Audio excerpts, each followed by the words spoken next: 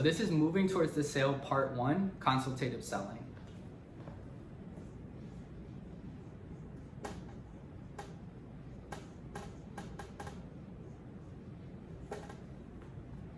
Okay, so we're in rapport. What the heck do we do now? So the first thing, the most ideal things, guys, whatever it is that you sell, whatever product or service, is to go into consultative selling. And the best way to do consultative selling is to be sitting down at a desk with paper and pen or pencil and paper, whatever,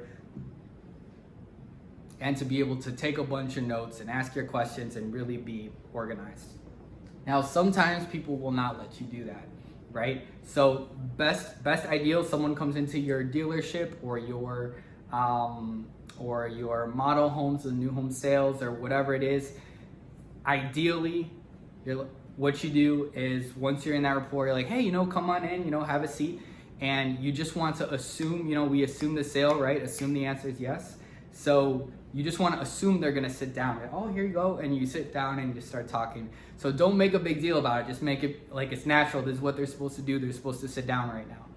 And then you would go into this. Now, sometimes people are so antsy and so jumpy and so guarded that they will refuse to sit down and they're being super uncomfortable about it.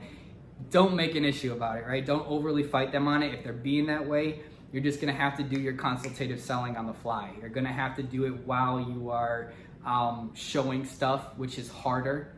It's harder and more frustrating, but sometimes it has to be that way because not everybody will listen to us and sit down, right? So if that's the case, you're doing this on the fly. As you get better at this, you will get better and better at doing it on the fly.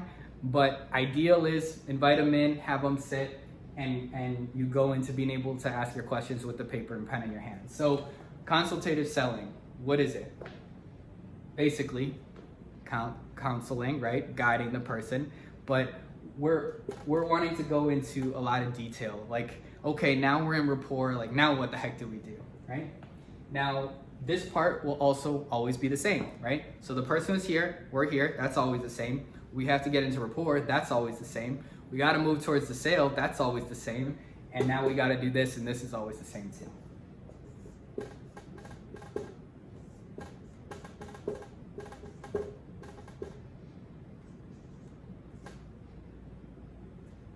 Good. So, current dissatisfaction, future benefit, barrier to sale.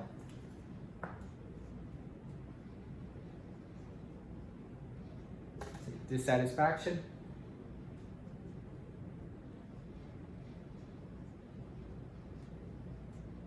future benefit, and then this is the barrier to the sale, right? So what we want to do when we're consultative selling, and you should literally draw this picture because it's going to really help you. I still do this. I literally draw this picture at the top of my page.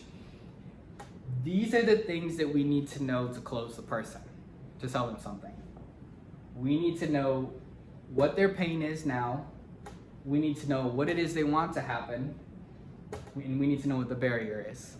And then we also need to know if we were able to answer all that, would that be a good fit for them and they would buy, and then they say yes, and then we pretty much got everything we need. I'm also going to add something else into here.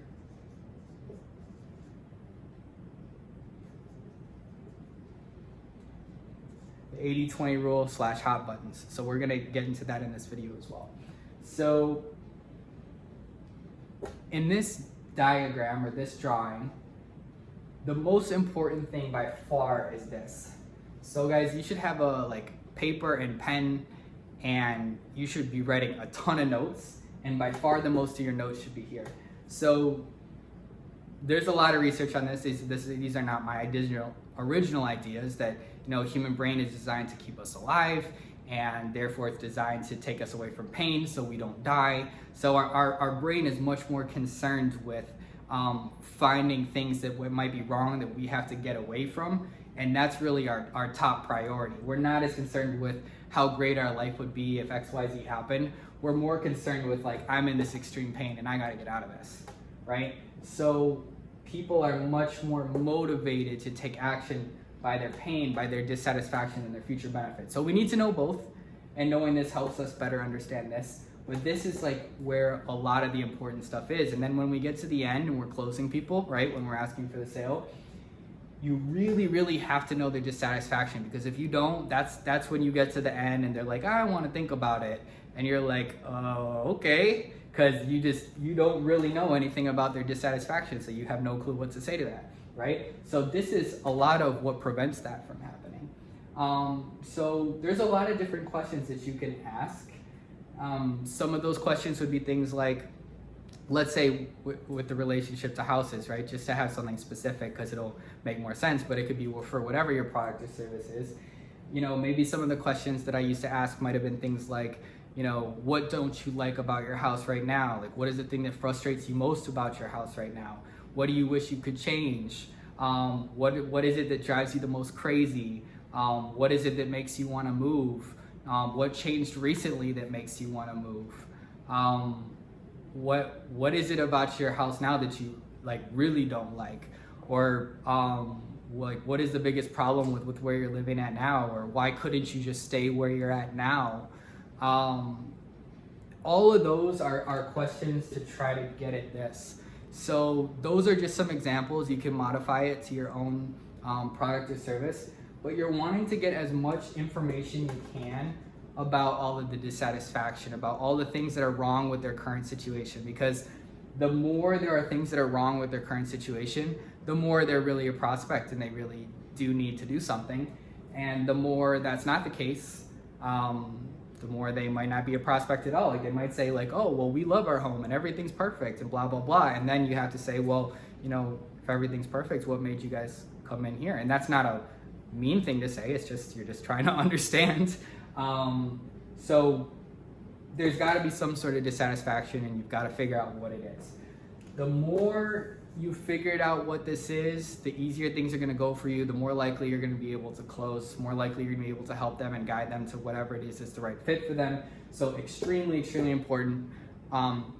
Put the majority of your focus on that. Make sure you have a lot of notes on that. Okay, so those are some examples of questions. Future benefit. You know, what are the things that are most important to you in XYZ? What are the 2 or 3 things that you really feel you have to have in XYZ? What would the ideal blah blah blah be like? You know, what would it have? What would be, you know? So you're just trying to get it like, what is this for that? Now, a lot of times, when it comes to future benefit, whether it's houses or cars or whatever it is that you're selling, a lot of times people can go a little bit crazy with the future benefits, and they've got like this gigantic crazy list of something that doesn't exist, right? Like, oh, well, I want like a 5,000 square foot home, and it has to be 1 story, and it's got to be on the ocean, and, you know, it's got to have a pool, and it's got to be, you know, 7 bathrooms, you know, 7 bedrooms, 4 bathrooms, and, you know, it's got to be for, you know, under $300,000, right? You know, like, sometimes people just have, you know, and it's got to be in this type of community, and it's got to have no HOA, and it's got to have no CDC, and it's got to be close to, and it's like, sometimes people just go so crazy, and like what they're talking about literally does not exist. So 80-20 rule, hot buttons, what it is, and then applying it to this and how it works, right? So you're gonna get all of your details, right? Their current dissatisfaction, their future benefit. And then what you're gonna do, so 80-20 rule, basically this is a rule that says, well, this is a rule that's true for a lot of things, but basically says that 80% of our results come from 20% of our efforts. A lot of people believe it's more like 90-10, this Pareto principle, that 90% of our results come from 10% of our efforts. This is true for how much money people make. This is true for creative output. So this is a rule that's true in a lot of different things in our society, is the distribution of production level, of how much money people make, or how much art is produced, or music produced, or whatever. There's always this minority that is producing the majority of results, or getting the majority of results. And so we can apply this to this, and this is the same idea as hot buttons. Hot buttons is the idea that the people have maybe 2 or 3 things that are most important to them.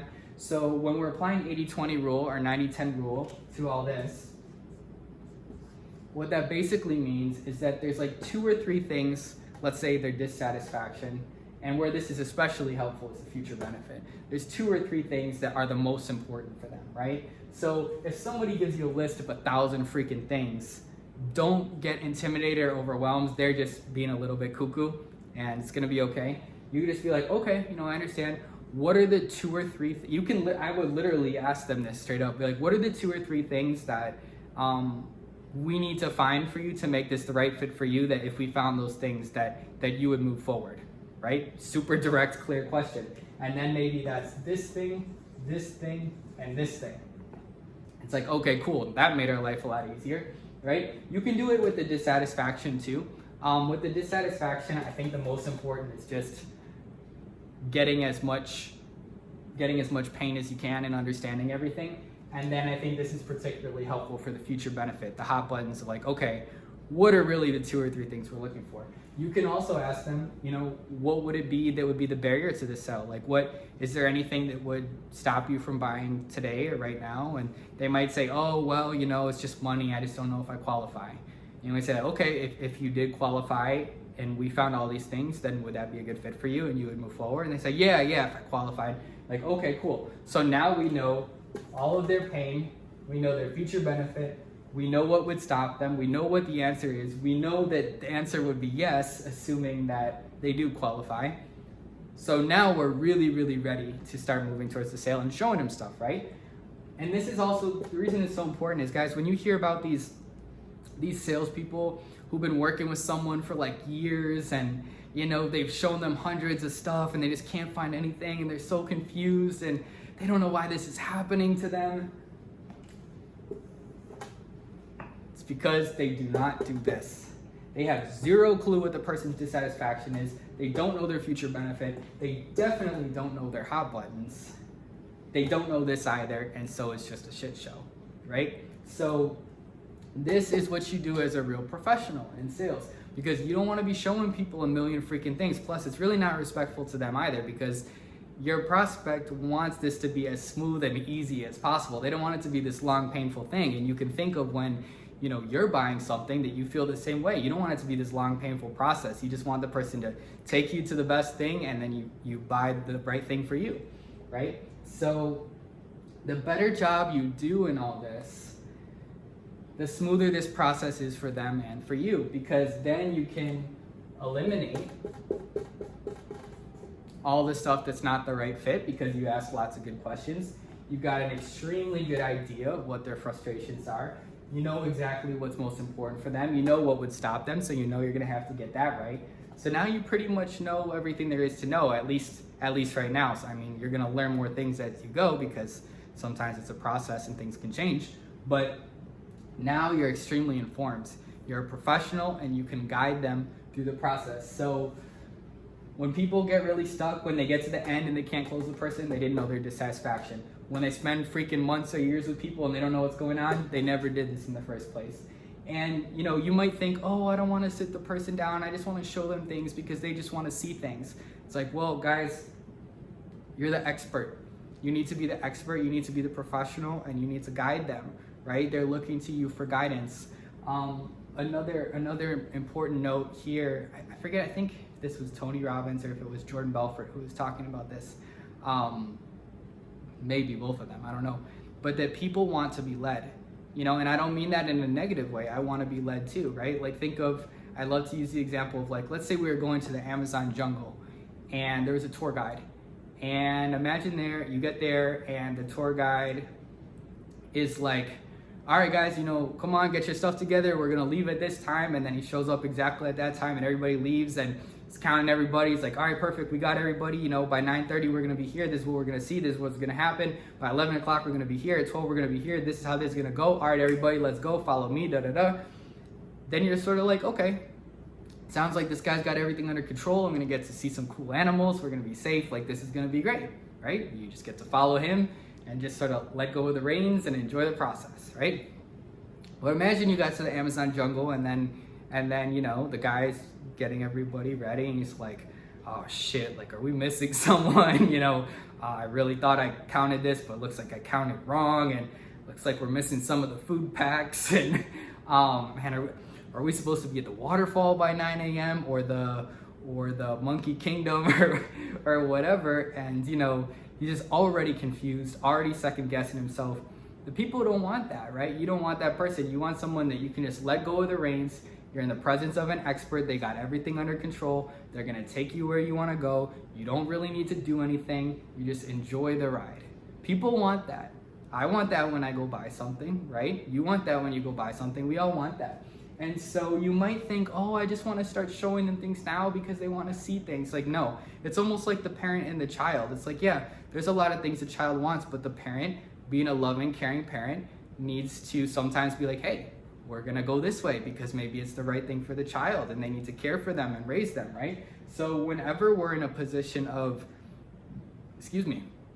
whenever we're in the position of leadership, then that means doing the right thing by the customer, right? By the client, because the client is under our care and that's our responsibility as the leader. So the reason we do this is out of care. It's out of care, it's out of love, it's out of respect, it's out of wanting to serve at a really high level.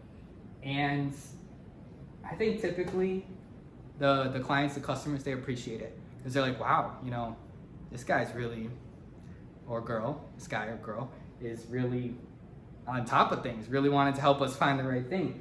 So that's consultative selling in a nutshell. Dissatisfaction, ask all your questions, future benefit, 80-20 rule or 90-10 hot buttons, figure out what they are, what would stop them, confirm for them that if you figured all that out, they move forward. Okay, perfect. Now you're in a good spot. Now we're ready to continue to the next item.